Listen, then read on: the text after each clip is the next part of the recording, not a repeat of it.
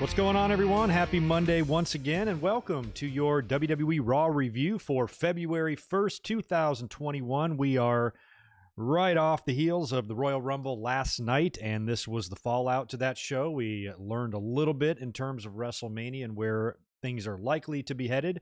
And I don't know about you guys, but I was expecting to see The Fiend in the main event. Where the hell was he? I thought this was perfectly laid out and extremely predictable, actually, for him to appear in the main event, putting the end to the Orton and Edge feud and starting Orton and Fiend on their path to WrestleMania. But they showed restraint and are continuing to hold him off, which is not a bad thing at all. I'm actually glad, kind of, he didn't show up. I just thought for sure we'd see him. But it was a pretty interesting ending to the main event in itself there with the Alexa Bliss stuff and all of that. And we had, you know, a couple of title matches on this show. Looks like Carlito might be sticking around since he had a match on the show as well, and he looks fantastic.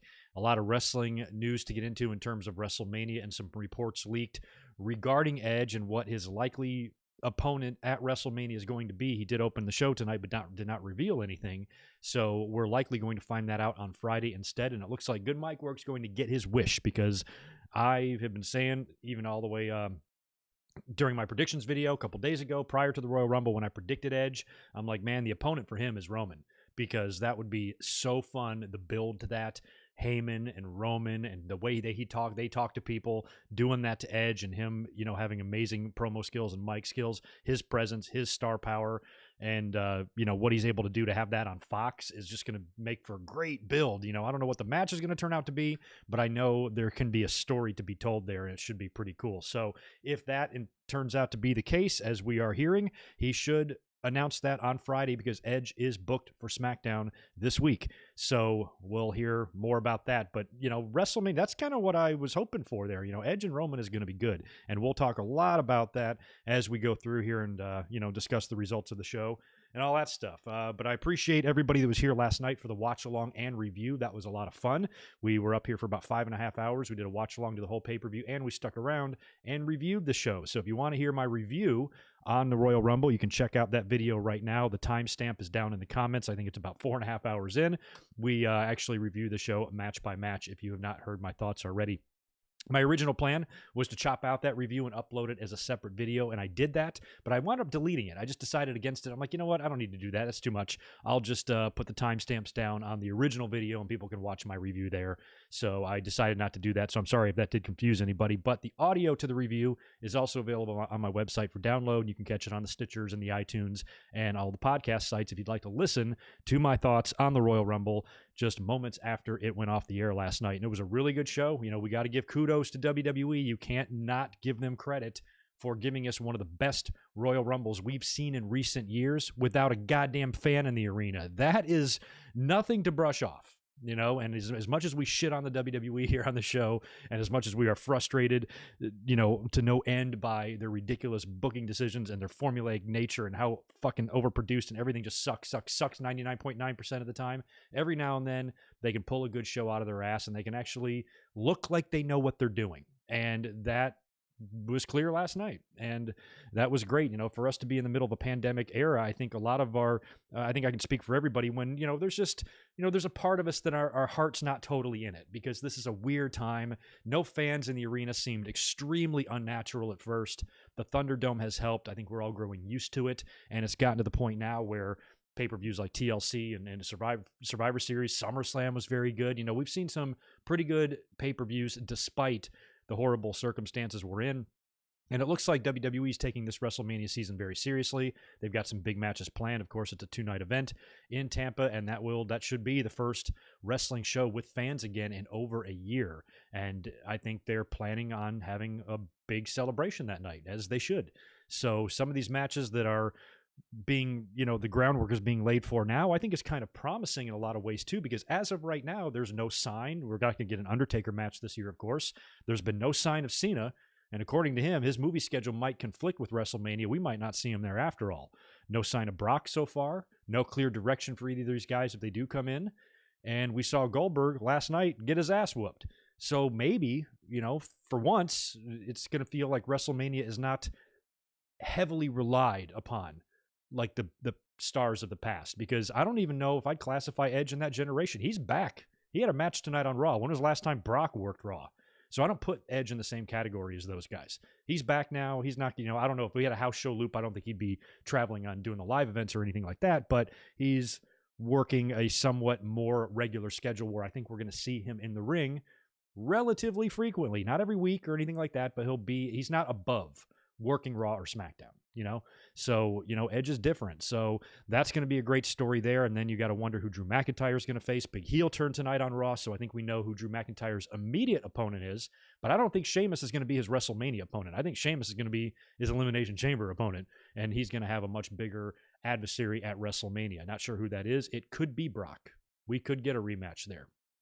I'd probably not want to see that, but WWE, I feel like they would want him if they could get him. So I guess it's up in the air as of right now what Drew might be doing. But like I said, we'll talk about all of that, and I want to hear all your ideas and shit like that. What's your number grades, 1 through 10? Give me your letter grades, A, B, C, or D for Monday Night Raw. How did you like the show? I thought overall it was pretty decent. We've seen worse post-pay-per-view Monday Night Raws, and we had a couple of interesting things. Like Carlito was back. We had Damian Priest on the show, and I think a lot of people are starting to take notice of him and saying, there might be a little main event caliber guy there. And he's now on the main roster. Looks like he's on Raw, getting a big rub from this Bugs Bunny fucker that has like 80 million followers on Twitter. I've never heard of him, but everybody else in the world has. And they're both Puerto Rican, and that's good. That's a good spot for Damian Priest to be hobnobbing with a big celebrity like that on Raw.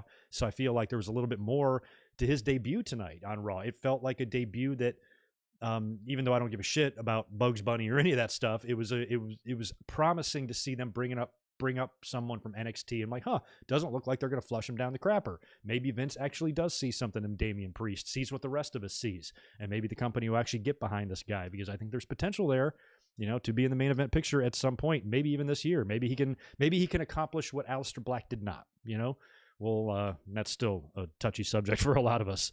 So all in all, I think this Raw was not bad. I thought the main event was pretty good and interesting, and but not the greatest Raw I've ever seen or anything like that. Maybe a C. You guys are all giving it C's. D plus, of course. Marcus never gives it an A good grade. I wouldn't say nothing happened. C. Yeah, I'm gonna go C on that. F plus. Right on. B plus from you, Victor. So that's cool. But anyway, if you guys are here, by the way, those of you who are here so far, if you could smash that like button for me, I'd greatly appreciate it. We had a blast last night doing the pay-per-view watch along, man. It was fun. Everybody that hung out and joined in, and it was cool. I really enjoyed doing the watch alongs. We're going to do a bunch for WrestleMania season in terms of like old WrestleManias. I'll come up and we'll do a watch along of a few between now and then. That should be a lot of fun. So stay tuned to the channel for that. Make sure you subscribe if you've not yet already. But I think I'm going to shoot over to Patreon here soon and make a post over there and ask them for all of their WrestleMania pay-per-view ideas for watch-alongs. And I definitely want to do a handful of these because we did a couple for the Royal Rumble, and it was a blast. So that'll be in the future. In terms of the schedule this week, I don't have anything on tap. I have no video that's due, no review that I'm currently working on. I'm mostly just working on stuff for WrestleMania season. So I'm not sure what I'm going to give you this week between now and Saturday, but at the very least, you'll get me on Saturday for the podcast, of course. If I could be up here some other night, I definitely will, depending on what happens in the news world and things like that. Before we get right into the Raw results, let me just say hi to the chat, knock all this stuff out, and answer the super chats if there are any. It'll be good to see Big J and Vince and Sonic and Jet and Ernie, JJ, Deshaun, Taylor, Martin, Sonny, Brandon, Marcus, Victor, Sex Machine, Mr. E, and Divine Ricks. Appreciate the $5. Hey, Greg, I also think it would be Edge versus Roman, but who do you think will face Drew at WrestleMania? That's what we're going to talk about, because my guess is as good as yours. I really don't think it should be Sheamus. I think McIntyre should do the deal with Sheamus now and then have somebody new by WrestleMania, but maybe not. Maybe this is something that stretches into Mania. Maybe they do a match at the Elimination Chamber, which I believe is the next pay-per-view on the 21st. Maybe something happens there and it sets up, I don't know, fucking Scotland rules match or some shit at WrestleMania. I don't know, maybe a gimmick match or something. I don't know, but I think McIntyre should have quite frankly, a bigger opponent than Sheamus, even though I don't want to shit on Sheamus because he's doing, I think, the best work of his career. And he's had some awesome matches lately on TV, and I like Sheamus. It's just, I don't see him on the WrestleMania marquee. I see him on the Elimination Chamber marquee. I see him on the Fastlane marquee, but not the WrestleMania one. So I don't know. You got to wonder who's going to turn up. It could be Strowman. It's not going to be Goldberg now. Maybe Brock. I don't know. I know Strowman's on SmackDown, but the brand split means dick. So if they decide that they want to have guys on separate brands face each other, they'll just do it. It doesn't matter the brand split at all. So that should not be an obstacle for anybody to face Drew on all three brands. Who the fuck's in NXT? What about Karrion Kross? It's a big WrestleMania match for him, though. I don't know if I'd put him in there, because you'd think if he's going to come in, he'd win, and I don't know if they do that. That would be awfully big. I think that's a little bit too big for Karrion Kross. I don't think he's ready for that yet, but maybe just some fun random opponent that Drew's never faced before. Somebody from NXT might be fun, but then again, this is WrestleMania, and you need big shit happening. So I'm a little nervous. It could be Brock again. It's possible. It's possible. And then you got the deal where, Paul Heyman has the opportunity then to advocate for both world champions on both brands, assuming they're both successful at WrestleMania. And we've talked about that possibility. We've talked about Roman and Brock having a clash again, then Roman, exercising that Brock demon and finally putting him down once and for all, or they can go in the opposite direction and give us that two-man power trip that we saw 20 years ago with Austin and Triple H. So we'll see. Don't know yet. Deshaun, good to see you, man. Appreciate the $2. Edge wrestled his first match on Raw since March 2011. I know. How cool was that? 10 years since Edge has been on Raw. And that's a lot more than we can say for Brock. Brock has been back now for 10 years, and he still hasn't wrestled on Raw yet. After not wrestling 10 years prior to that. How long has it been? 2002? So 19 years for Brock? Mother of Christ. Thank you again for 5 more, Divine Ricks. Appreciate it. Hey, Greg, do you think it will be Seth Rollins versus Daniel Bryan at WrestleMania? Maybe. Have they? I suppose. That'd be a good just one-on-one match, grudge match. Kind of how Seth worked with Kevin Owens last year, but he put Kevin Owens over. I feel like Seth, now that he's back, is should be winning. He did have the run-in last night. I was in the watch-along. So much is going on. I'm reading the chat. I'm watching the show, and we're talking and all that. So I didn't really notice the exchange, or at least appreciate the exchange between Seth Rollins and Matt Riddle at the Royal Rumble last night. Even Seth eliminated Riddle, stomped him on the apron, and kicked him off. So, they kind of went at it a little bit, and they've had a little bit like of legit heat and beef with each other that I believe is squashed now, but they did come to blows a little bit last night. Maybe they could put something together there. But Daniel Bryan, now that it looks like Edge is going to be the one to face Roman, Daniel's got to do something. So does Seth. I can see that happening. It would be good. The match would be awesome. Fucking badass, man. Michael, appreciate the $5 from you. I get to take the COVID shot next week. It's mandatory at my job. I guess anti-vaccine folks are out of a job. Guess so. Sucks to be you.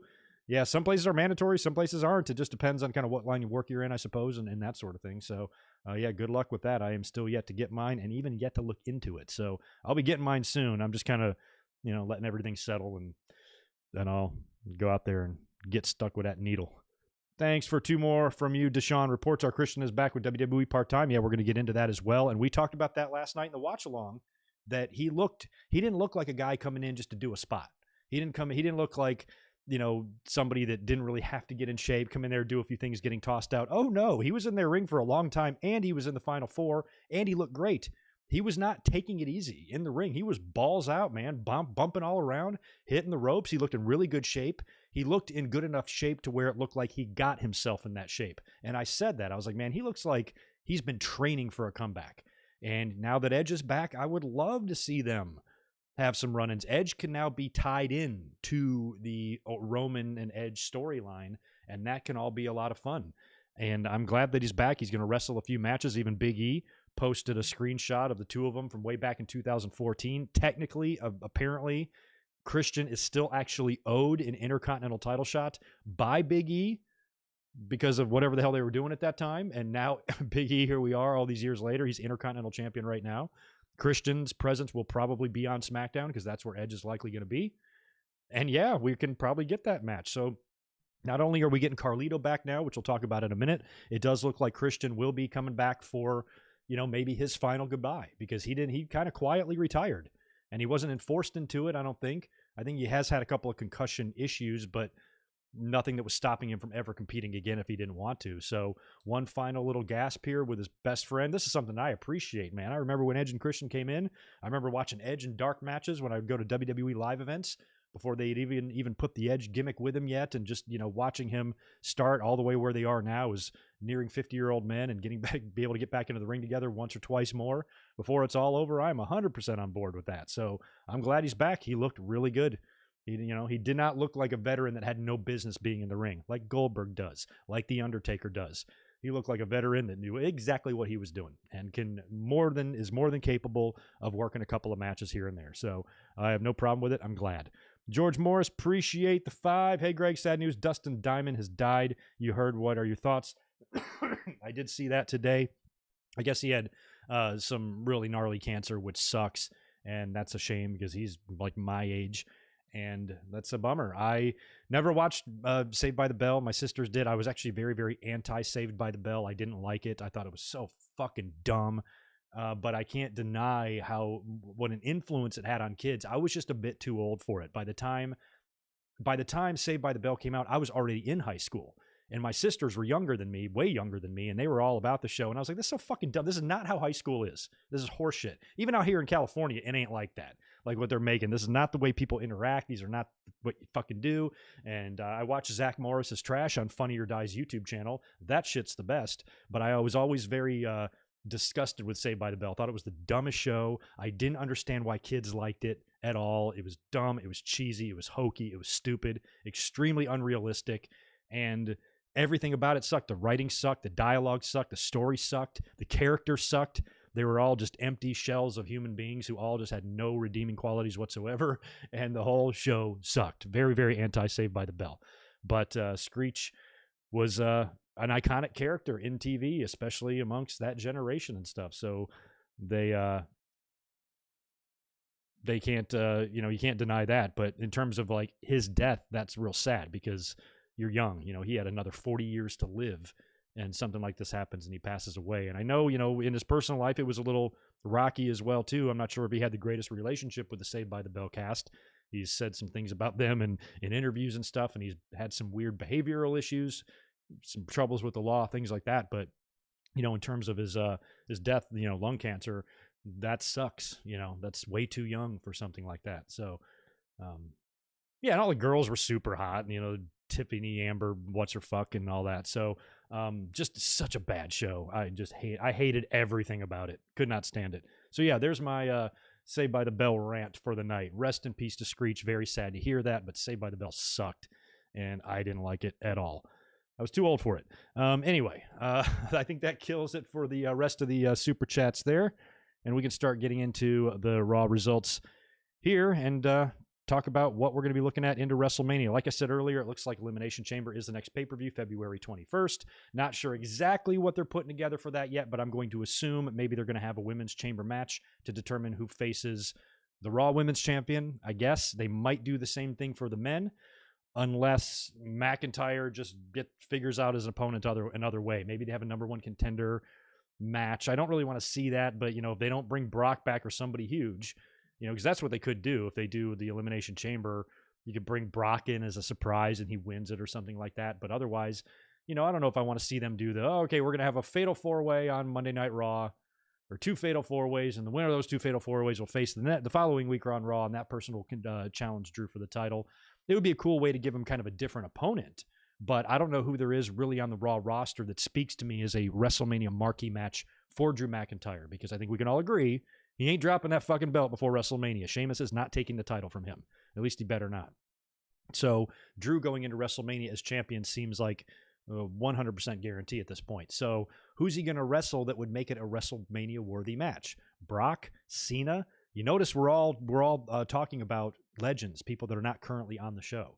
And it shouldn't be that way. There should be plenty of options. We should want to see Keith Lee versus Drew McIntyre. We should want to see Sheamus versus Drew McIntyre in WWE. It's just you don't get that feeling. So I wouldn't be opposed to Bobby Lashley either. I've been talking about Bobby Lashley for a long time, about him holding on to the United States title all year long until you get to SummerSlam, and then he challenges the champion as U.S. champion, wins the title, and forfeits the damn U.S. belt. That's the type of push I want to see them give to Bobby Lashley. But if they're not going to bring in a Cena or Brock for McIntyre, and they're not going to move Strowman over to face him, who on the Raw roster would be the most credible opponent for WrestleMania? And I would say it probably would be Sheamus, Keith Lee, or Bobby Lashley. maybe even a Damian Priest if you just want to throw him in for fun. But if it's one of them, then you might have to do the triple threat match for at the pay-per-view at Fastlane, and the winner faces Drew, or I don't know. But please let me know all of your ideas for Drew at WrestleMania. And of course, this is all pending Edge's announcement on Friday, which we're all expecting for him to challenge Roman Reigns. But the show opened up with Drew McIntyre. Victorious Drew McIntyre comes out to the ring and says that we are now on the road to WrestleMania. Talked a little bit about his match with Goldberg the night before, and I like this. You could tell there was an honesty and a truth behind his voice when he said this. And he said, Goldberg earned my respect, and he damn sure earned mine. And he just looked right in the camera, and he goes, thank you. And he just kind of nodded. And that was directed right at Goldberg. And I always like that type of professionalism. Goldberg I don't like him, but, he's an icon, and he, did the favor for Drew. So just out of professional courtesy, I thought it was cool for Drew to be like, yeah, that you laying down for me is going to help my stock, and I appreciate it. I salute you type of thing. And it's funny because Goldberg, the whole reason this match happened is because Goldberg's misguided anger at Drew, claiming that this guy didn't have respect for the previous generation, which is horseshit. And, and then Drew proves that was never really even the issue. And Goldberg had no business challenging him to begin with, and he got his ass beat for it. And that's what you get, Goldberg, you asshole. But Drew wasn't able to talk for very long. Edge's music hits. He comes out to the ring, doesn't get a chance to say much. Drew speaks first, congratulates him on his Royal Rumble victory. And he goes, man, I love you. I appreciate everything you did for me. I was there. I was in the building the night that you had to retire. And you and I, knew each other a little bit. And you were always very good to me. You looked out for me. You gave me advice. And you were a mentor to me. And I appreciate that. And Edge kind of was like, what the hell's your problem, dude? I won the Royal Rumble. I get to challenge anybody. I could challenge you. You should view me as a threat. And you should kick my head off the minute I get in the ring. So Edge is kind of like, now he's like talking shit to Drew, like, come on, you pussy. You should, be a little bit more intense with this. Don't suck my dick. You should hate me. You should want to kick my head off because I'm now a potential threat to your championship, and you should do whatever you have to stop me. But McIntyre doesn't really get a chance to retort because Sheamus winds up coming out. Sheamus comes out, says a few things, and that's when Edge says that he will make his decision soon. But rest assured, whoever I challenge at WrestleMania, I'm walking out as champion. And then he leaves. And then as Drew's kind of just standing there, he just eats a bro kick out of nowhere from Sheamus. So his best friend Sheamus of 20 years or whatever the hell it is, kicks his head off, knocks him out, and turns heel. So now we got a Sheamus heel turn. We knew, it was funny too, because I was like, oh shit, they're going to go to commercial. And then, we're going to get the backstage, Sheamus walking through the back and Chuck or whoever, catching up with him and trying to interview him. Why did you do that to your friend or whatever? So that's exactly what we get. And we get Sheamus kind of explaining himself backstage. I don't even remember what he said the reasoning was. Can't remember. Just like, I'm sick of him being my friend and whatever, and I kicked him, and now we're enemies. So that probably, I guess, will be just an Elimination Chamber title defense for Drew McIntyre. That's what I assumed it was. I'm like, okay, Drew's probably going to have to defend the belt between now at WrestleMania. So maybe a mini program with someone like a Sheamus or whoever, or an AJ Styles, maybe, or Keith Lee, or I don't know. And then he has a bigger opponent at WrestleMania. That was my guess here. And that, I suppose that's still what's happening. Or they just might do this shit on Raw. I don't know. But that is kind of a big deal. These guys are real life friends. So it is kind of cool that they get to work together now. And maybe, I don't know, maybe it is going to be WrestleMania. Maybe this, I feel like there's too much time and 2 pay-per-views ahead of us before we get to WrestleMania. So I don't know how you can really hold off this match until then, unless it's a rematch or unless it's a blow off. Or unless Sheamus takes the title and then Drew beats him back for it at WrestleMania. Maybe it's Drew's way. I want to give my friend the title, and then I'll beat him back for it. I know if I was growing up with a childhood friend or something, we made it to the business together like Edge and Christian did, I'd want to drop the belt to him and vice versa. I'd be like, oh man, I think it would be cool if you beat me for the title and then I beat you for the title type of thing. So I can understand, if that's what they want to do, but is that big enough for WrestleMania? It's 2-night event, so you're going to get a title match on each show. Is that big enough to be a marquee main event, or is it going to have to be an attraction match? That's the main event of whatever night that's on. So that probably would be on like maybe night 1, and maybe Sheamus and Drew are on the undercard and something else. Yeah, the Funhouse match is the main event, the Randy Orton and Bray Wyatt thing. And then the next night, you do Edge and Orton in the main event. Or I'm sorry, Edge and Roman in the main event of night 2. I don't know. So And Keith Lee will be back, hopefully, here soon once his isolation is over and his quarantine is over and him and Mia Yim are good to go in terms of COVID. And he can get back into the fold here maybe a little bit. Still time to maybe position Lashley for that. He went a little bit nuts tonight. So I don't know. I guess we have some options in terms of what Drew McIntyre is going to do. AJ Styles versus Drew would be good. I'm with that. I'm on board with that one, Trey. Bobby Lashley, I just kind of loved that little mean streak he had tonight. I really didn't want to see Riddle beat him. And, Lashley seemed just even more beastly than he is. I think they need to constantly or continue to push him like this, because if they ruin this or they stall or halt this momentum in any way, it's going to be like a huge monumental waste. Like, this is the best Lashley's like ever looked. And I didn't think it was possible. I thought I thought they were just too incompetent to be able to get this guy that should have no trouble getting over. They just seem to really struggle with it when, he's got fucking everything, man. And now that he's got this mean streak, and MVP has done wonders for him. They tried the Leo Rush shit, and that was kind of but this Hurt Business just fit him like a glove. He looks great in those suits. He looks like a badass, and he looks like he can kill anybody. And I love that. And I want him to taste world title gold in WWE. I want him with one of those two belts at some point, and this seems like his best chance that he's ever had. And I mentioned too that whenever that happens, I don't want him to drop the U.S. title first. I want his championship opportunity to come while he's U.S. champion. I want Lashley 2 belts, man. And then he can forfeit the damn title and they can have a tournament for it. I don't care. But that would just solidify him more of a badass. Hey, I never even lost this fucking belt. You can have it back. I got a bigger, better one now. I like that idea. So since Drew doesn't really have that clear of an opponent yet for WrestleMania, toss Lashley's name into the hat. I kind of thought Lashley's stuff would come later in the year, SummerSlam, but maybe now. And, with this Riddle shit, I suppose they're going to have another match. I really hope Riddle doesn't beat him. But assuming he survives Riddle, he's got an opening, to do something. And if you put him in some sort of number one contender match scenario, without somebody cheating or fucking him over, how's anybody going to beat this guy? Put Lashley in the chamber. How's he losing that? Unless somebody cheats. Yeah, I don't know. But anyway, like I said, too, according to reports, now that Edge has told Drew McIntyre that he will make his decision soon, the reports are, according to Meltzer and some others, that is, in fact, what WWE is going to do, send Edge over to SmackDown to challenge Roman Reigns. He is officially booked for this Friday, to make an appearance there. And as we talked about on Saturday, in the predictions, when I predicted Edge, I'm like, when you look at those two champions, assuming, of course, McIntyre and Roman survive Royal Rumble and are champions on the other side of it, the story, it's so much better of a build. I'm just trying to think about the build, the on-air segments, promos between the two. And even though Edge kind of barked back a little bit at Drew here and let him know that if he challenges him, it isn't going to be this mutual respect where they're just up each other's ass the whole time, and being so friendly and, oh, I just want to test myself against you. I didn't think that would be fun. What would be fun is to have Edge over there with Roman Reigns. So between the two opponents, it's like Edge and Roman would be so much better, because when you drop Paul Heyman into the middle of that mix, and you have Edge with his amazing promo power, and you have Roman with this just savage fucking Godfather, head of the table, tribal chief character that he is now, with Paul Heyman backing him up. Think about how Paul Heyman can completely, murder Edge on the mic in terms of, his body and his frailness and what you've been through. And, Roman Reigns is the strongest and most toughest and fittest and biggest physical specimen this company has. You are worn out. You're nearly 50 years old. You've got, artificial discs in your neck, multiple surgeries.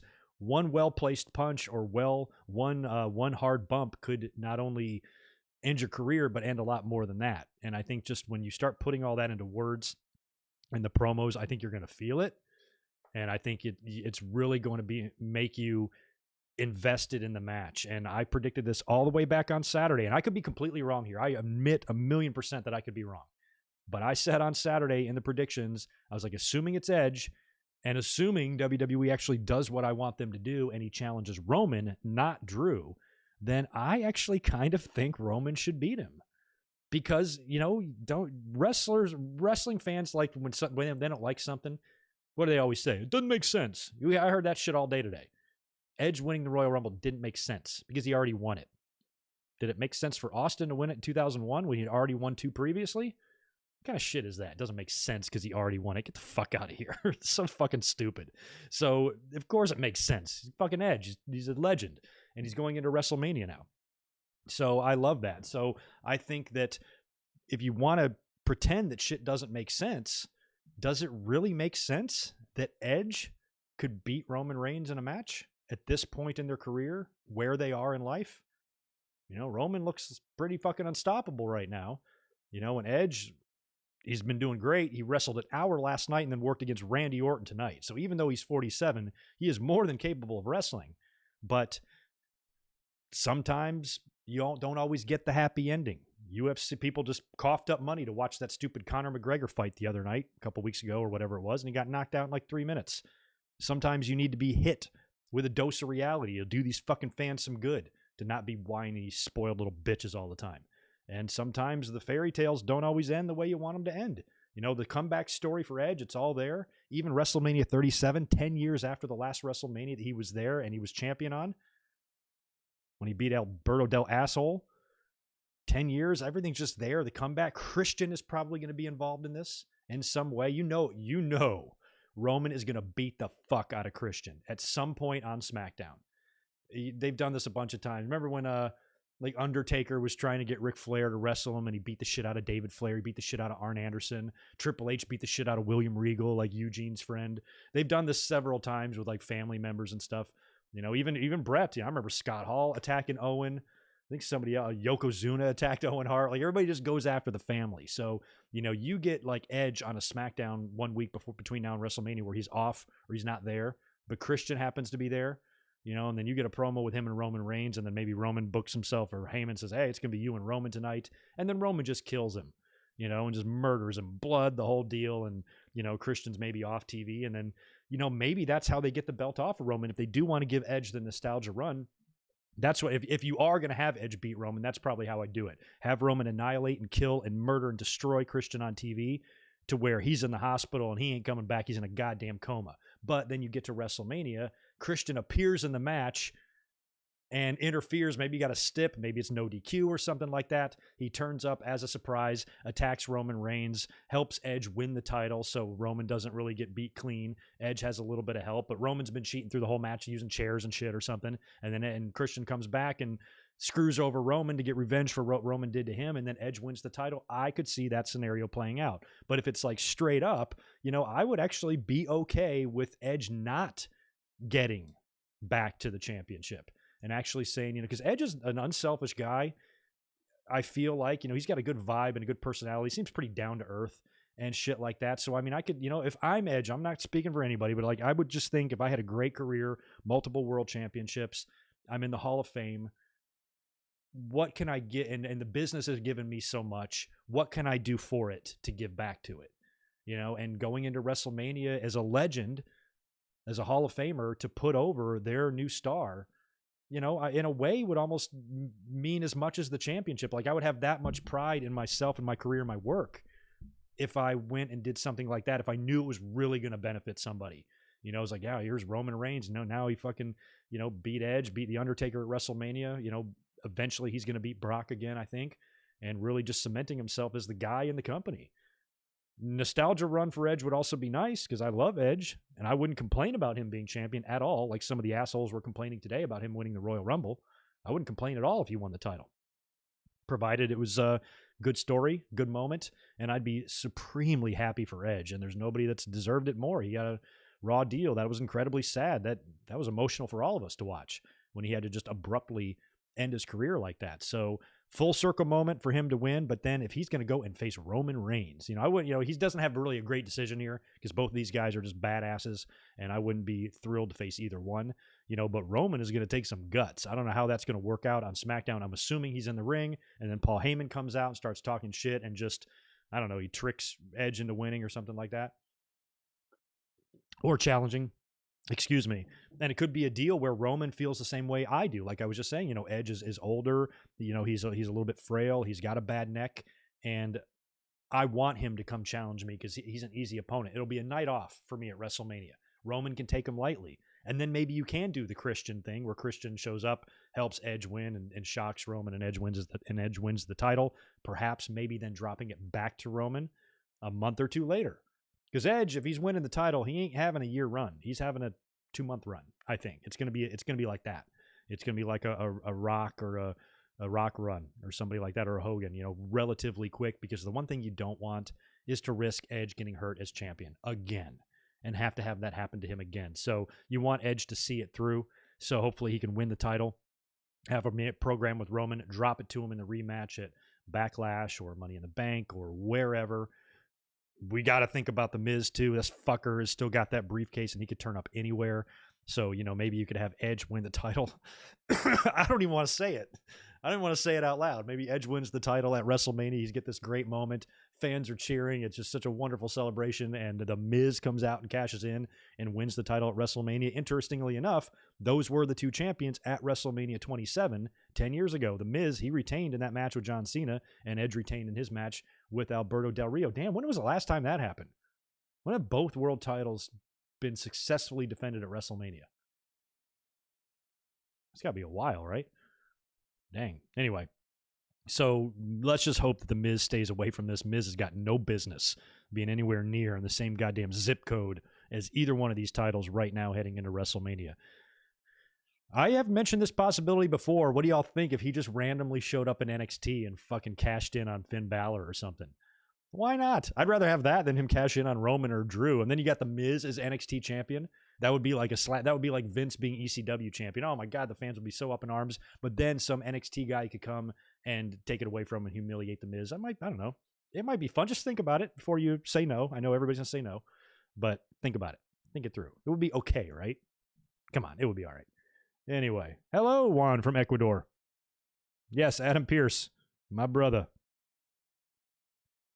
I'm kind of predicted, or I didn't predict, but I mentioned the possibility of maybe he could turn heel and be in the back pocket of Roman Reigns and Paul Heyman, which would be interesting.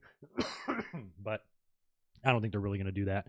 Let's get into the next thing on Monday Night Raw, which is actually the first match on the show. Bobby Lashley defending the United States title against Matt Riddle. So this was the match that some of us thought might happen at the Royal Rumble, but they never booked it. Didn't even put it on the kickoff, which was smart. You didn't need it. Too much going on. Put it on Raw. Right thing to do.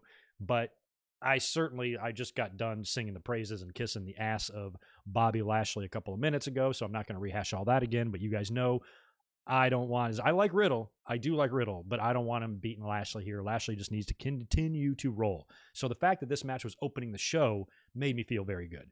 Didn't come at the top of the hour or near the end, or at the end of the show or the main event or anything like that. I wasn't feeling a title change here. And I think, did Riddle eliminate Lashley last night? Or maybe he was one of the people that eliminated him. I guess that's what sparked Lashley's rage here, because the match does not go on for very long. Lashley ends up getting Riddle in the Hurt Lock. Riddle's all tied up in the ropes, but he's just not letting go. He's just ragdolling poor Riddle. Referee has no choice but to call for the bell and DQ Lashley. And then Lashley continues the attack on the outside of the ring, puts him in the Hurt Lock again, just starts beating the shit out of him on the outside of the ring. Even MVP is like, yo, enough, man. He's had enough. Even MVP is showing Matt Riddle a little bit of sympathy here.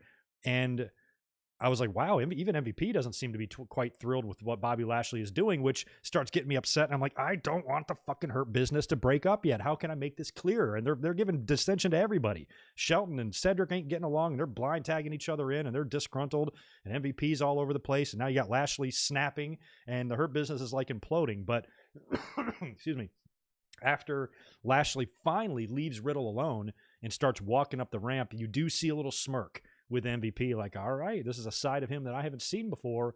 And I'm telling you, man, he might be somebody to keep an eye on. I really, really, really want Lashley. I will be so happy if that guy can finally taste world title gold this year. He just fucking deserves it, man. Just love him. So anyway, unfortunately, that's a DQ, which means we're going to get another match. So that, I suppose, could be at Elimination Chamber, and maybe we get some sort of... they could do like an MMA style match. Riddle apparently wants a fight pit match with Bobby. Things didn't go so well for Riddle in the fight pit last time he was in one in NXT. I kind of feel like that's NXT's deal and should be Timothy Thatcher's match. But they could bring a version of that in here for these two, since Lashley is getting DQ'd and shit. But I don't know. I just hope that whatever happens here, I have no problem at all with Riddle tasting gold in the WWE, just not here. Not now, not the time. Lashley needs to survive this and be like I said, champion until SummerSlam, but at least champion until WrestleMania, one pay-per-view at a time. So let's just hope that that continues, and whatever he does next with Riddle, probably some other stupid match next week on Raw that will then maybe lead to an EC match. I don't know.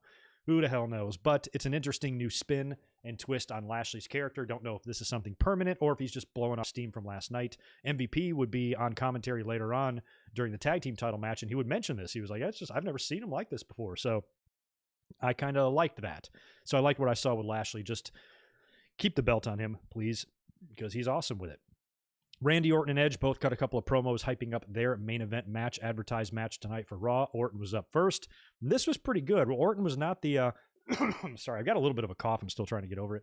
Orton has got a lot more energy in his promo this time around. I don't know where his burns are. He's the most miraculous healer. He must be a cyborg, or maybe he was granted unnatural healing powers by a demon sorcerer. I don't know, but he's better now. So good for him. I'm glad. And he went on to say, this was a pretty good promo because he was just much more intense and he had a lot to say. And he's like, God damn it, Edge. Here I was doing you a favor. I broke your fucking back and your neck, and I destroyed you, and I RKO'd your wife. And I did all of this because I love you out of compassion, because I didn't want you to come here and get injured and end your career. So I decided to end it for you because I'm such a nice guy. But here you are, you come back, you win the Royal Rumble. It's complete horseshit. You think you're going to WrestleMania to face the champion, but you are not. I'm going to end you tonight. So Orton ain't playing around. I kind of like that promo. I'm like, holy shit. So you go to commercial, we come back. We get Xavier Woods taking on Ali one-on-one. Kofi Kingston is back, still not cleared to return to the ring, I don't think, but he was at ringside finally for this. So finally, poor Xavier's got a little bit of backup here, and Woods wound up pinning Ali with a crucifix, and he was able to get out of dodge because all the retribution there was at ringside, and he was able to avoid all of them, and got the pin over Ali. So that's great. They're still really hyping up Ali's problem with the New Day, specifically Kofi. So once Kofi, I think, is medically cleared, that would actually be a really good match to have at Elimination Chamber. You could build it for Mania. I'd be perfectly cool there, but Elimination Chamber is where all that started. It's supposed to be Ali, got injured, Kofi took his place, won the Chamber, won the belt at Mania. So if you do the match at the Chamber, that would be cool. It would also be cool to put them both in the Chamber if you determine Drew's challenger that way, which might be nice. Should we at least, can Ali be in the conversation for McIntyre? No, right? He can't. No. Maybe Ali wins the Chamber this year, the Chamber he was supposed to be in a couple of years back, and now he gets the championship match against Drew McIntyre, and he's got some backup. He's got T-Ball and all those guys, and Bisquick with him, especially Dijakovic. He's a big guy and could provide some backup.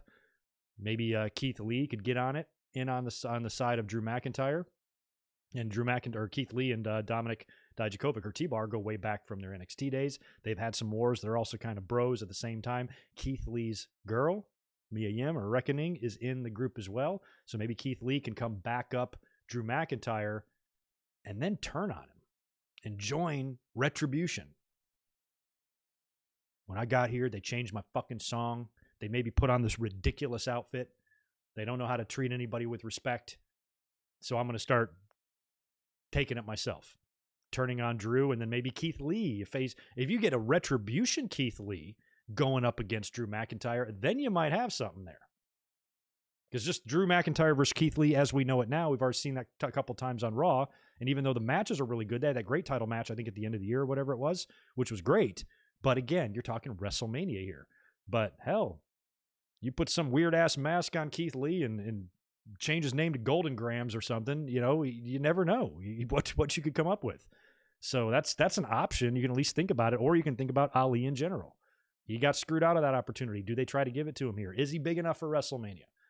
But if he has all of Retribution backing him up, maybe he can make it could be believable that he have a chance against Drew. But man, could you imagine Ali winning the title at WrestleMania? Ali and Retribution celebrating in the ring with the title? Damn, I can't imagine that, but we can't leave it off the table. You at least got to talk about it. You've been drinking? Yeah, I have.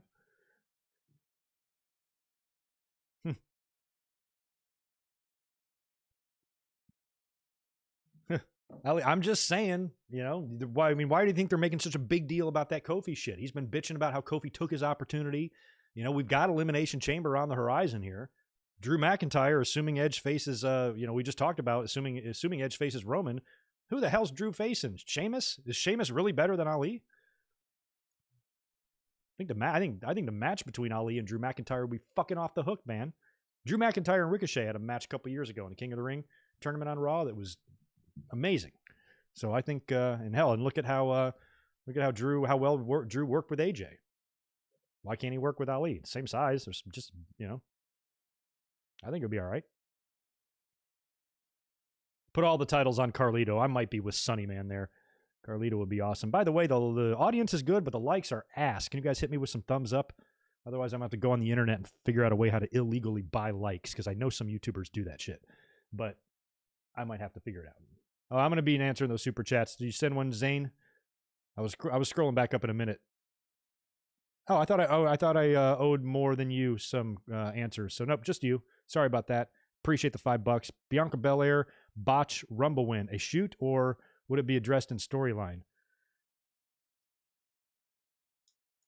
What do you mean botch Rumble win? Like her win was a botch? Did she botch something I don't know about? I'm not quite sure what you're asking there. But yeah, I mean, if you botch something and you fall out on the outside of the ring, there's nothing you can do. You got to just end it. So I don't know how they reconcile that if somebody screwed up. Not sure. Next up on Raw, we had the Miz TV segment. Now, earlier on, Bad Bunny showed up in some ridiculous car, and it immediately made me think of Austin and the Corvette because it kind of pulled in the parking garage. It's white, just like Vince's Corvette was, I think. Wasn't it white? And I was like, somebody please drive up and pour some fucking cement in that thing. And it makes it look like it's going to be, but you knew Bugs Bunny was going to be on the show because they had already advertised him. But the way the camera panned over to you see the car pull up and then it focuses on the shoes and then slowly goes all the way up to reveal his face. And here I'm like, who is it? Who is it? And then I'm like, it was all this big dramatic reveal for somebody that nobody cares about. I know that 36 million people fucking listen to a song, but I've never heard it. I don't know who this guy is. I don't care. It's not a big deal to me. I don't understand modern music. It all sucks and sounds the same to me because I'm a grandpa, and I know he's super popular. So that's good. It's a good celebrity rub, probably one of the better ones they've had lately, especially since you can kind of pair him with Damian Priest a little bit. But the way they did that dramatic reveal, please, I give a shit.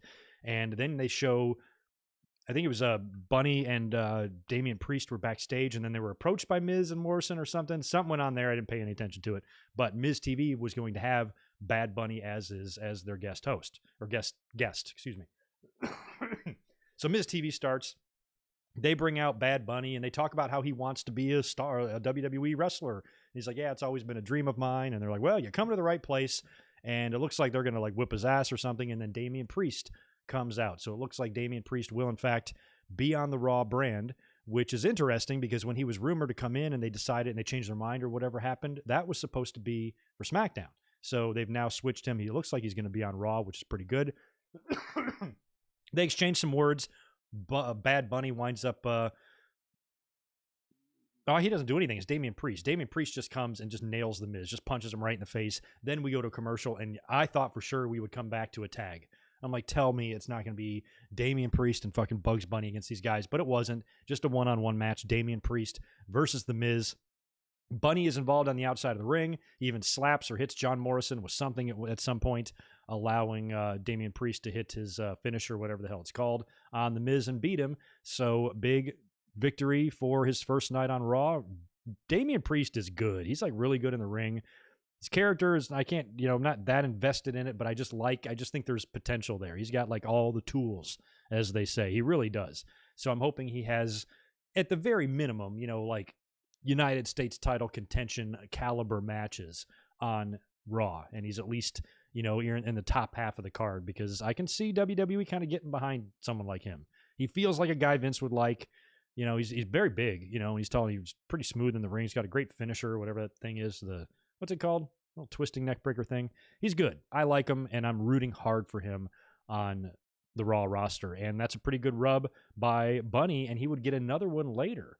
Because later on, as Edge was making his way to the ring for his match with Randy Orton, he passes Damian Priest backstage and gives him a little nod and says, hey, good job tonight, and gave him the approval, the stamp of approval, a seal of approval from the legend, just like The Undertaker did to John Cena when he first came in and stood up to Kurt Angle, and Taker's like, man, you got balls, man. Welcome aboard. You're going to be just fine. And, we're rooting for you type of thing. That's a great rub for Edge to give to Damian Priest. And I forgot who said it on Twitter, but apparently the rumors were that when Damian was going to go to SmackDown, he was going to have some sort of an interaction with Roman Reigns. So, maybe that all ties in here with Edge giving him the rub, and then Edge is going to go have the thing with Reigns on his own, and maybe that's a way to involve Damian Priest. I don't know. Because maybe Edge does need some backup. We talked about Christian. I think Christian will be involved in that storyline, but maybe that's not enough. Maybe he needs somebody else to, combat Roman and Jey Uso when he gets medically cleared, because apparently he was not. We wish Jey Uso the best, and you got to assume Jimmy will be back at some point as well. Although they might be splitting Jey and Jimmy up now. Well, no, it doesn't matter. Let's say it doesn't matter. I was about to say they might want to keep Jimmy and Naomi on the same brand, but it really shouldn't matter. They're all in the same building, and they're all probably just living there right now in Orlando anyway, so that might not even matter. But you got to assume that Jimmy's going to come back at some point as well and join up with Roman, and maybe, Edge needs a little help. Maybe it needs to be Edge and Damian Priest versus the Usos 1 week on Raw, or Edge and Damian Priest versus Roman and Jey, although they probably wouldn't do that. I'm curious, since Edge is not above being in the ring, if we will get any in-ring interaction between the two. And this is a lot of assuming here. I'm just going by these reports because it's really what I want. We talked about that. I want Edge and Roman. Apparently that's the direction, so we're talking as if that's going to happen. And if that is, I'm curious if Edge gets in the ring with Roman at all prior to WrestleMania. Back in the day, you'd do that. At an Attitude Era WrestleMania, they'd be wrestling all the time on fucking Raw. They'd be in tag matches against each other and all sorts of shit. So we'll see if that, if there's any tie-in at all there at all, involving Damian Priest or not. But we'll have to wait and see. Tag titles were on the line next. We had the Lucha House Party taking on the Hurt Business. Cedric and Shelton defending the tags against these guys. Lucha's earned this opportunity in a previous match. I don't even remember where.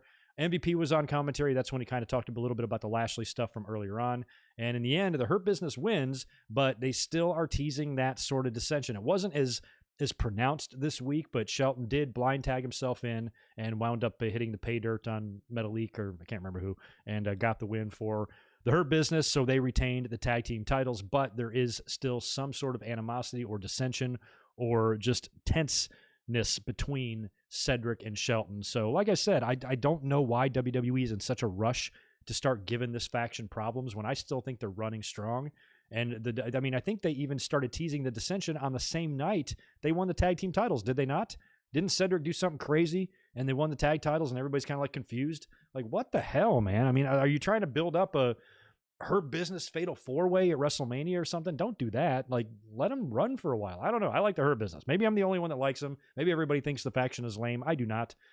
Maybe I'm just kissing their ass because I don't want them to beat the shit out of me if they ever see me. But I also like them, and I just don't know why. Like, obviously a faction's got to break up. Every faction does. You don't stay together forever. But what's the rush with these guys? Can't you break them up in June or July or something? Like, why are we doing it now? I just think there's mileage left. Maybe not a ton. There's not New Day mileage left, but there's mileage left there. So let them fucking drive. I don't get it. What the hell, WWE?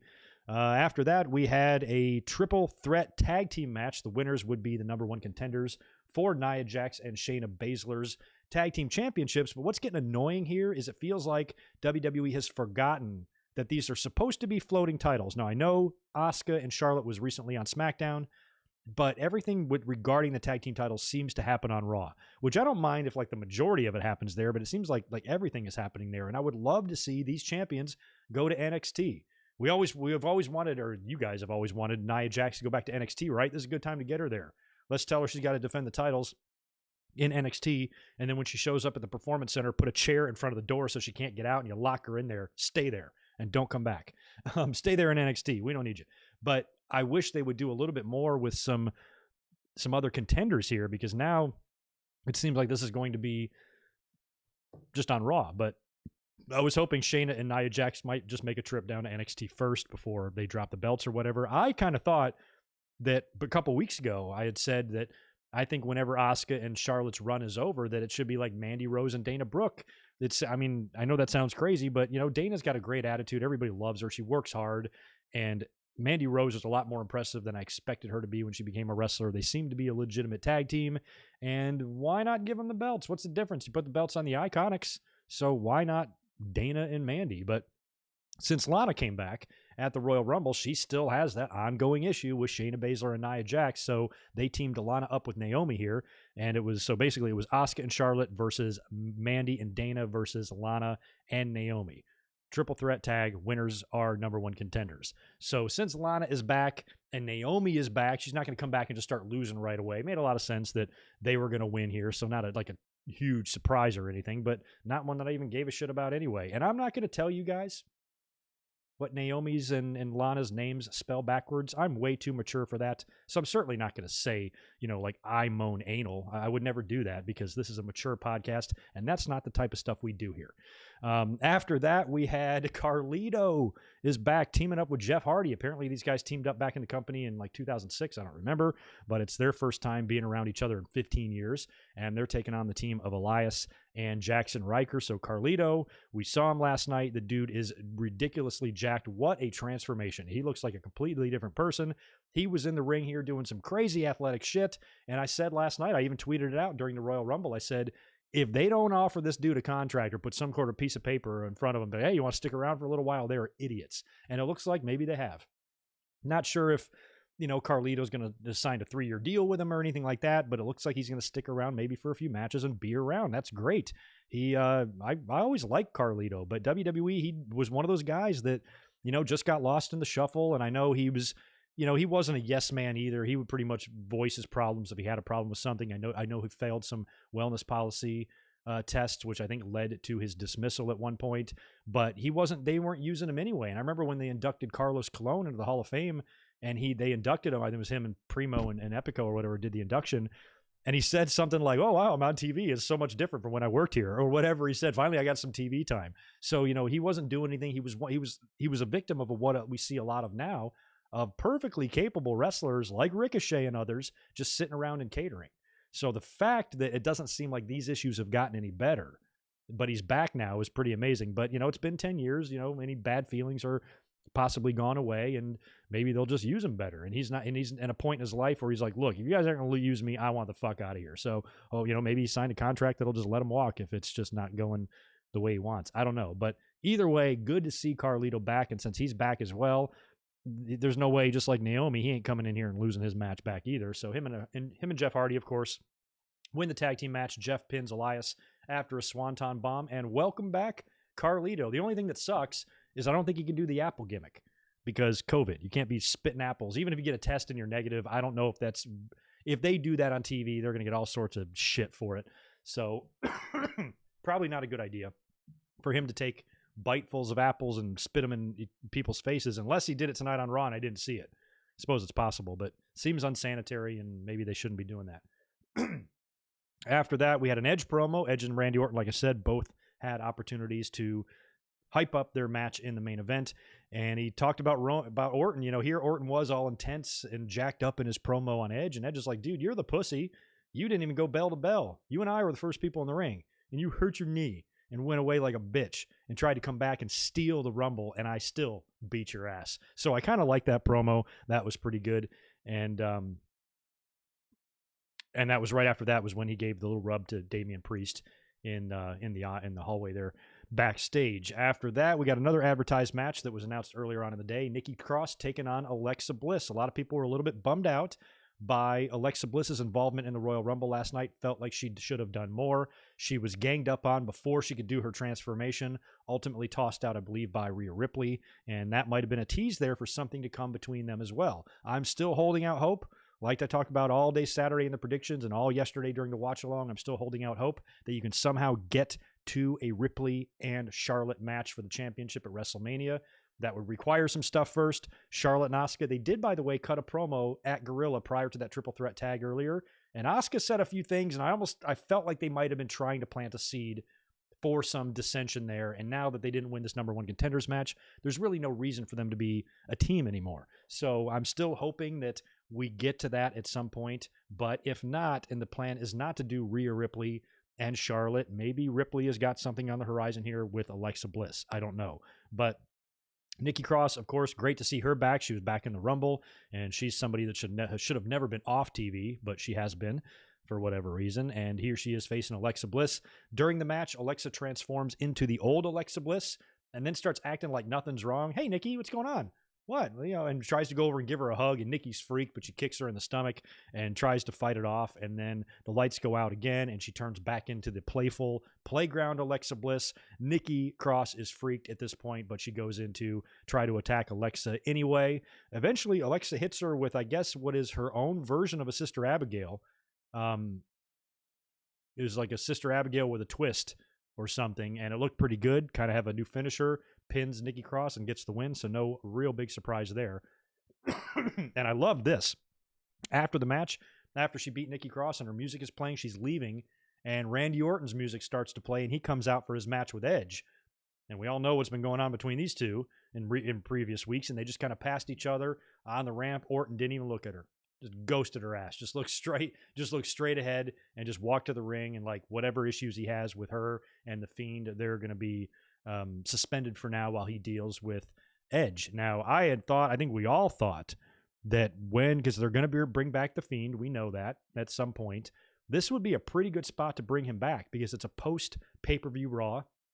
Audience, you would think in theory, should be a little bit higher than most weeks. Plus, you have Royal Rumble fallout, and a lot of your seeds for WrestleMania should start to be planted now. And he's got a big match with Edge in the main event, and it's a great way to interfere and end the saga between Orton and Edge and begin the one between The Fiend and Randy Orton going into WrestleMania. I thought for sure that would be the finish, but it wasn't. Match was pretty good, too. I mean, this is the first time we've seen Edge in a Raw ring in 10 years, and he held his own after going an hour last night. I'm sure he couldn't have been feeling great, but he was in there wrestling hard against Randy Orton. Even kind of jump-starting the match as soon as the bell rings, he attacks Randy Orton right away. Very aggressive and was not holding back at all. And here's the finish that I thought we were going to see. And it was kind of close. I thought for sure what was going to happen was Randy Orton was going to get Edge down, go into RKO position, and that's when the lights were going to start to go out. The Fiend would show up behind him and mandible claw him, and either that would be the end of the show or Edge would pin him and win. And I'm just waiting for that. And then sure enough, just like I ran through it in my head, that's exactly what happens. He hits Edge with that middle rope DDT, coils up for the RKO, and then instead of the Fiend, it turns out to be Alexa Bliss. She's now sitting on the top turnbuckle right behind Randy Orton. She's got blood dripping from her mouth. And it's enough to distract Randy Orton for Edge to hit Orton with a spear and pin him for the win. So Edge wins, beats Randy Orton. They were advertising this match as one final time or one final match or one final moment or whatever the hell it was. So they were pretty much making it known that this was going to be it for them, at least for the time being. And it still serves the same purpose. We just didn't get to see the Fiend. We know Orton and the Fiend are going to be working WrestleMania, obviously. So holding them off as long as possible, the longer the better, if you ask me. It just felt like tonight would be the night. I'm not disappointed we didn't see the Fiend. I'm cool with what they did because the longer you hold him off, the cooler I hope his transformation is going to be. I mean, at this point, I really kind of don't want him to come back as the same Fiend we saw before. Maybe just you got to have a little bit new look to him, and that's what we heard in the reports that it was going to be. Maybe not a full-blown repackage, but definitely a wardrobe change of some kind for the Fiend. So I hope that we still see that, and maybe at this point you can do a deal at Elimination Chamber. We still don't know. February 1996, cage match, Diesel Bret Hart. Undertaker came up from underneath the ring and swallowed Diesel into the abyss, allowing Bret Hart to climb over the cage and win. Maybe you do some sort of an Elimination Chamber match that is supposed to be for Drew's title, and Orton is one of the participants in it, and maybe he's one of the last two in the ring with somebody else. I don't know, like we talked about earlier, could be anybody. Keith Lee and Ali. Ali in the chamber this time. And wasn't it Randy Orton that... How did they do that with Ali? Was Orton involved in there? Did he attack Ali, or am I mixing that up with another year? So if you get Ali and like Orton in there, they're the last two. And then maybe the new Fiend, whoever it is, comes up through the ring. They love doing that in February. Paul White did it too. The Big Show. He debuted. He came through the ring in 99 at St. Valentine's Massacre. So it's a February theme for motherfuckers to come up through the ring. So maybe you do that with the Fiend, the new Fiend, coming up through the ring, which he has done before. He did that to Daniel Bryan and a couple other people. And then he maybe either comes up through the ring, puts the mandible claw on Randy Orton, allowing Ali to pin him, and go on to face Drew McIntyre at WrestleMania. Yes, Ali. I ain't wasted. Yes, I've been drinking, but I'm not wasted. But I think that's not out of the question and not a horrible idea either. And now the Fiend is back. Now we've seen him. Now you got Randy Orton and the Fiend going into WrestleMania, and you give Ali the cell or the chamber victory in kind of a shady way, but he still wins. He's going to take advantage of this opportunity.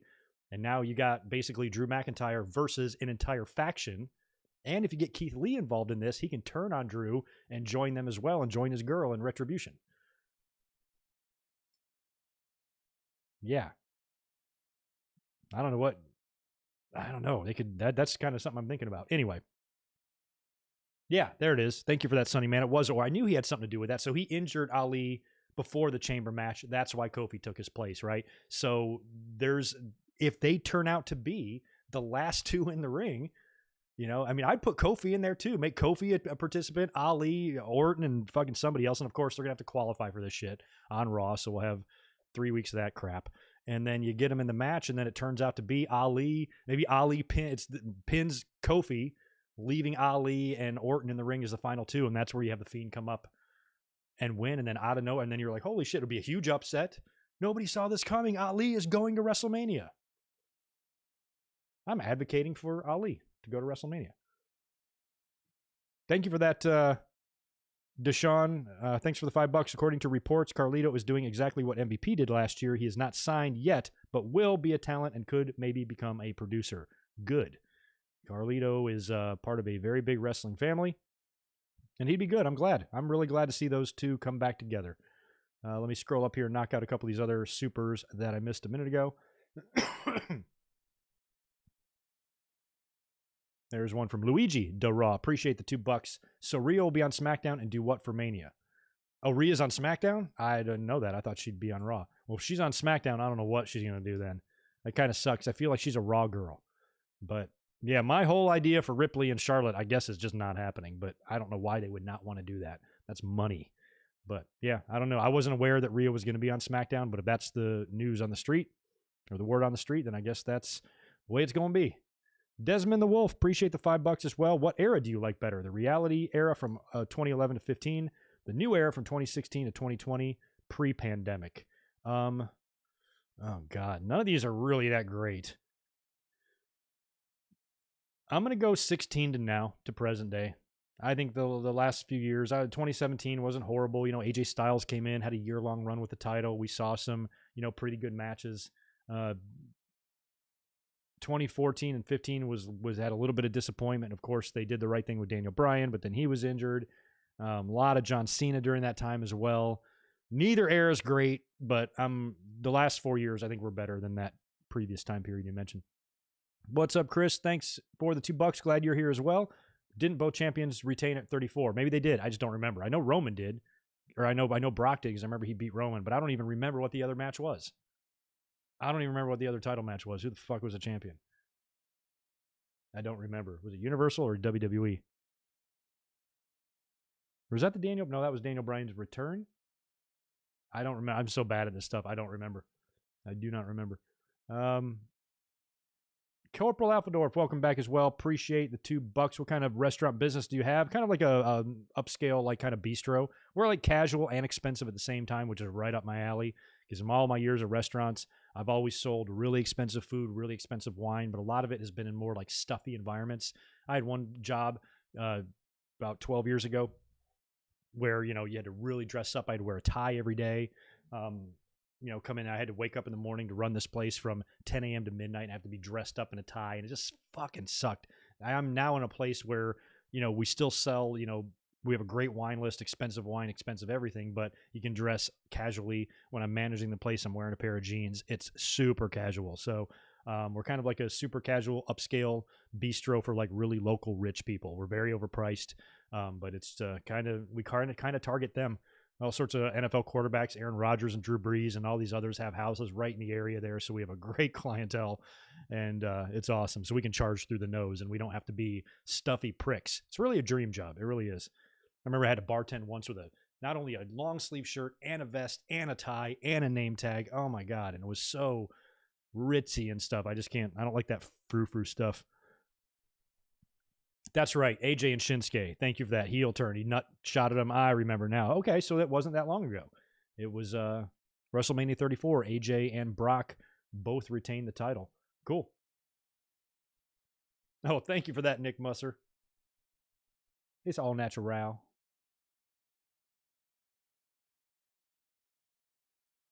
Yeah, well, that is the word, Cocker Spaniel, that is going, in fact, to be Edge and Roman. That's all the ideas we've laid out here. Tons of ideas there. You can involve Christian. You can involve, Jay and Jimmy Uso, of course. Who knows what else you could do? I mean, Paul Heyman goes back with Edge as well, because Paul Heyman was in charge of the SmackDown brand all those years ago when Edge was like the SmackDown 6. It was like him and Eddie and Chris and Rey Mysterio and whoever the hell else. He was a part of that. So there's history. There's lots of history there. Excuse me. Serve canned wine. Yeah, we do. No canned wine. I do have boxed wine. We cook with it. Is what we make our stocks and, all that shit with.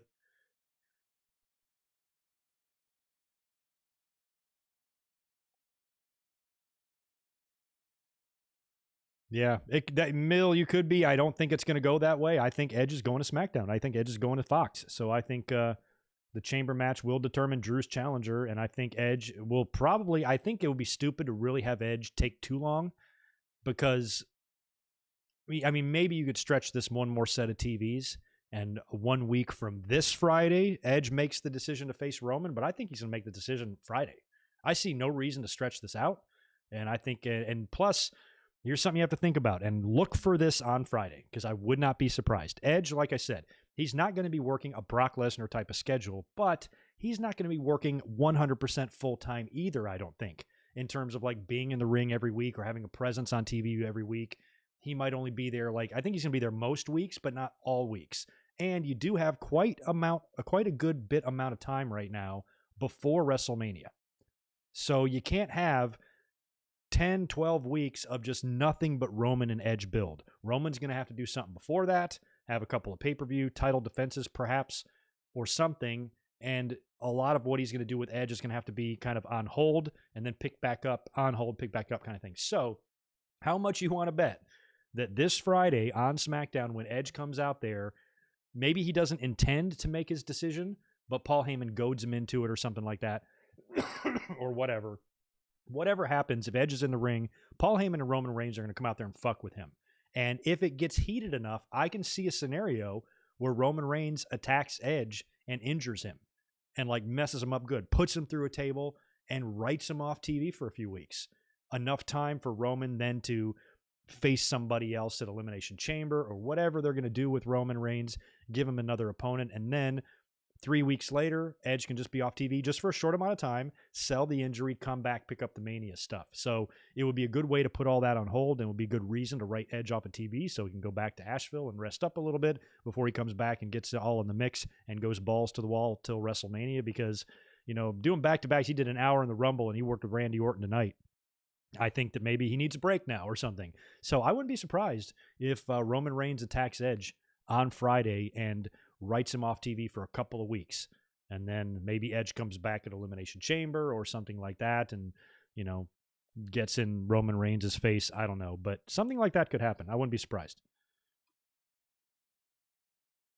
Edge and Christian versus the Usos at Elimination Chamber. I can see that. That would be cool. Yeah, I mean, if my Roman Reigns attacking Edge thing doesn't happen, then you could do that. Either way, between now and WrestleMania, we will get an Edge and Christian tag team match. 1,000,000%.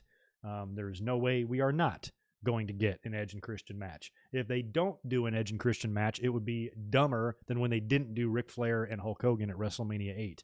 We will get that. Okay, Zane, I will check out that email. I absolutely will. Thank you for that, as always. John Cena era is the best era. Stop that. I know. John Cena era is the greatest. Greatest era ever. What's up, Kevin? Good to see you. I think I knocked out all the chats that were super, correct?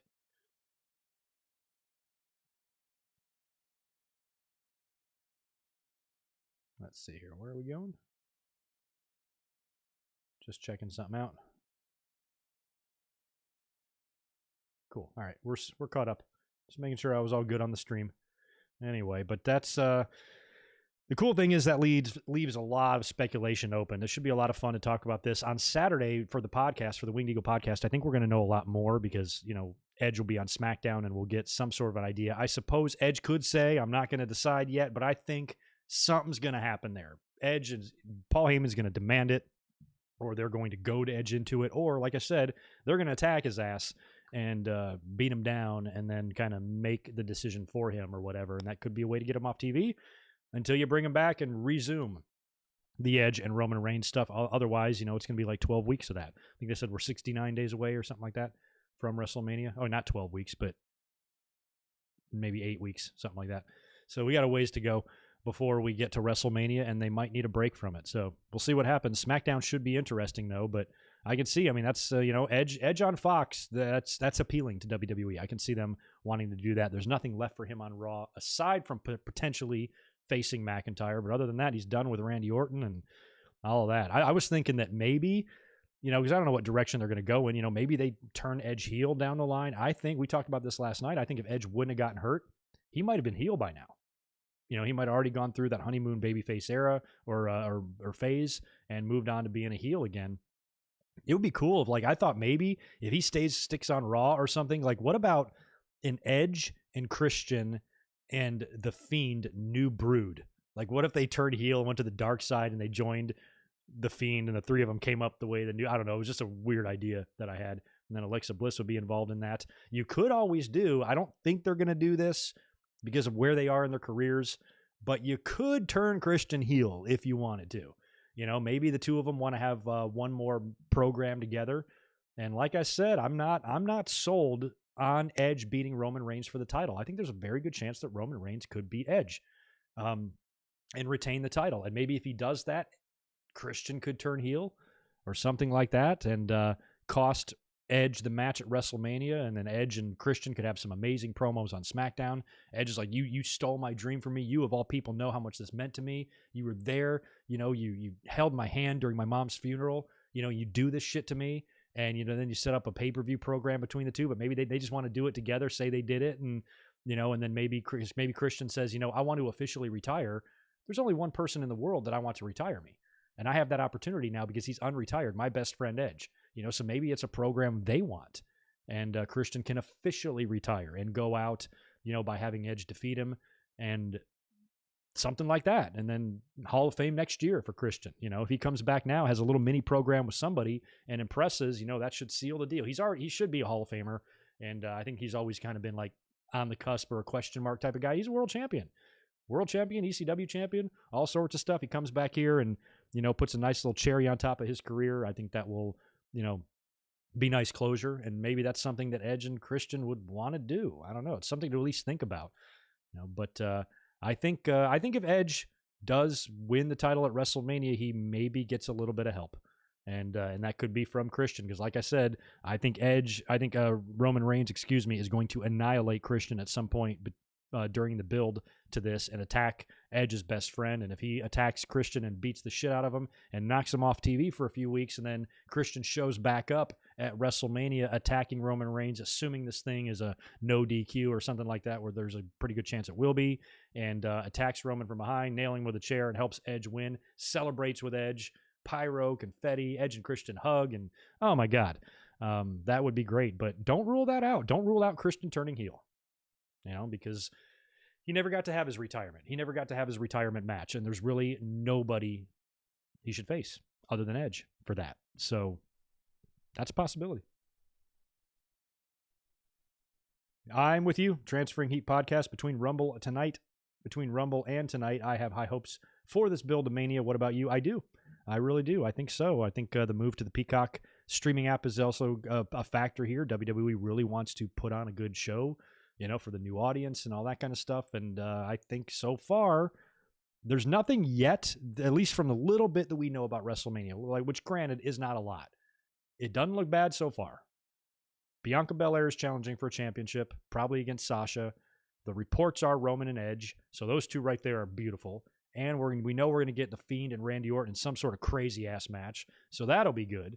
So at least the three that are kind of there on tap so far for WrestleMania are not bad at all, and we're going to add probably another 8 matches, maybe 9 to that. maybe 10. Probably 12 matches is what we're looking at.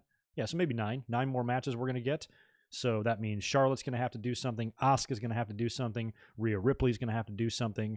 Drew McIntyre's going to have to defend the title against somebody. We're still not totally sure on Brock or John Cena, although at this point it looks like they might be ruled out. If either one of them were going to come back, I think we would start hearing rumblings of that, or we would have seen at least one of them last night at the Royal Rumble. Goldberg, I don't know if he would come back at this point at WrestleMania and do a match. I don't need to see it at all. So I don't know what Goldberg's going to do unless they want to save him for later on in the year when there's a crowd again. I'm not sure. Hopefully The Undertaker, hopefully WWE doesn't get the urge to call him. I think he's done, but then again, you never know. Triple H, another guy you have to at least think about. Can't see him coming in and challenging Drew McIntyre, though, but he could be an opponent for somebody else. I don't know. Don't need to see him either. I'm fine with Brock, Cena, and Triple H all sitting this one out. I don't need them. I don't hate either one of them, any of them, but I don't need to see them on the show. So they could do that. Triple H versus AJ could happen. True. And if anybody can give Triple H a good match at this point in his career, it would be AJ. It would be AJ. You got to think about Seth Rollins and what his plans are going to be as well, what he could wind up doing. Maybe something with Riddle. Who knows? Oh, McIntyre and Balor would be all right. I'd be cool with that, too. I'd be cool with The Miz. I said that earlier. I'd be cool with The Miz going down there and cashing in on Balor. That would be hilarious. Hilarious. Fans would shit themselves, but sure would be fun.